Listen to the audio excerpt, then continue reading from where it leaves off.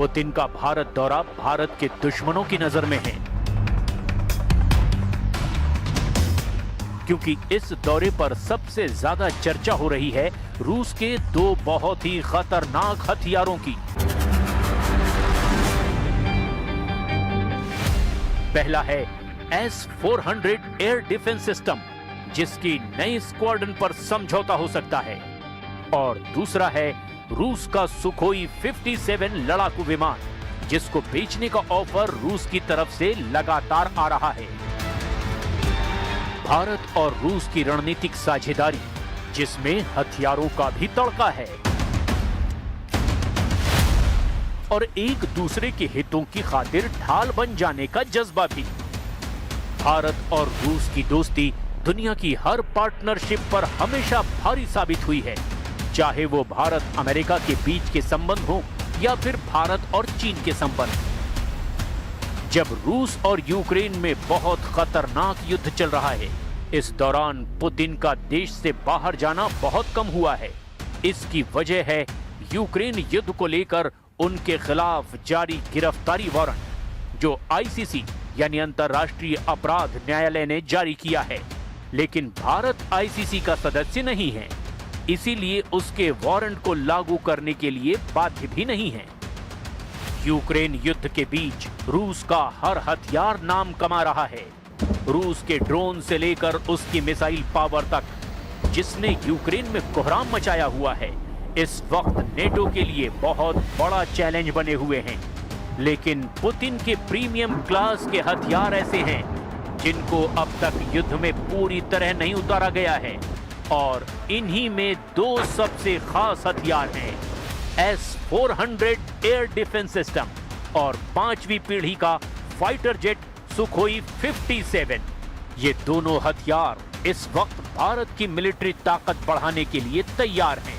दोनों ही रूस के सबसे नए और सबसे आधुनिक हथियारों में गिने जाते हैं, और ये नेटो देशों के लिए भी ऐसी पहेली बने हुए हैं जिसका जवाब वो अब तक नहीं तलाश पाए हैं। ये दोनों ऐसे हथियार हैं जिनका असली इस्तेमाल तब देखने को मिलेगा जब रूस और नेटो के बीच सीधी टक्कर होगी।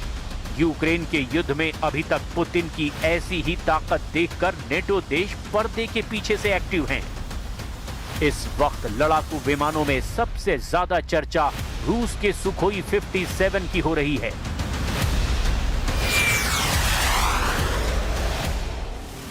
अल्जीरिया को भी ये विमान सप्लाई किया जा चुका है, और वो रूस के बाद दूसरा देश है जो सुखोई 57 उड़ा रहा है। ऐसे में बड़ा सवाल ये है कि क्या भारत भी अब सुखोई 57 खरीदेगा, क्योंकि रूस की तरफ से इसे लेकर बहुत बड़ा ऑफर भारत को दिया जा चुका है। सुखोई 57 5वीं पीढ़ी का स्टेल्थ फाइटर जेट है, जो रडार की पकड़ में नहीं आता। रडार सिग्नेचर कम करने के लिए इसके एयरफ्रेम को अलग तरह से डिजाइन किया गया है। इसमें रडार तरंगों के लिए खास कोटिंग है, और इसके इंजन नोजल्स भी अलग तरह से डिजाइन किए गए हैं। इसका थ्रस्ट वेक्टर कंट्रोल इसे तीखे मोड़ लेने की खूबी देता है। ये खासियत भारत के सुखोई 30 विमान में भी है, और यही रूस के फाइटर जेट को और फुर्तीला बना देती है।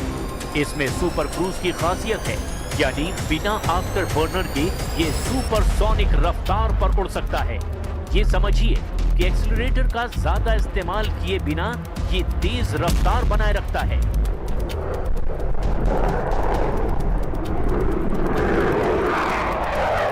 सुखोई 57 को हाल ही में दुबई एयर शो में देखकर पूरी दुनिया हैरान रह गई। इसकी उड़ान, इसका फुर्तीलापन, सब कुछ ऐसा है जिसका मुकाबला अमेरिका का F-35 जेट भी नहीं कर सकता। हालांकि F-35 रूस के सुखोई 57 से बेहतर है, इसका दावा डोनाल्ड ट्रंप लगातार करते रहे हैं। दुबई एयर शो में ये विमान एक साथ एक ही हवाई अड्डे पर मौजूद थे। एयर शो में तो इनकी टक्कर पूरी दुनिया ने देखी है, लेकिन युद्ध वाले आसमान में इनका एनकाउंटर अभी तक नहीं हुआ है, क्योंकि अगर ऐसी नौबत आई तो समझ लीजिए वर्ल्ड वॉर का खतरा पैदा हो जाएगा। 14 मीटर लंबा ये जहाज 10 टन वजन के हथियार लेकर उड़ सकता है। इसकी अधिकतम रफ्तार 2600 किलोमीटर प्रति घंटा है और रिफ्यूलिंग के बाद ये 5500 किलोमीटर के दायरे में ऑपरेशन कर सकता है। दुबई एयर शो में सुखोई 57 ने अपना इंटरनल वेपन बे भी दिखाया था, जिसमें हथियार छुपा कर रखे जाते हैं ताकि रडार क्रॉस सेक्शन कम किया जा सके।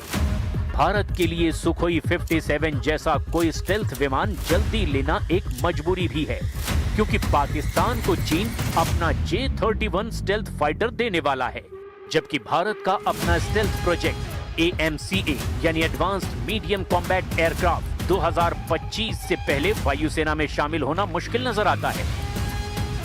पुतिन भी इस बात को जानते हैं और यही वजह है कि रूस ने भारत को ये विमान ऑफर किया है।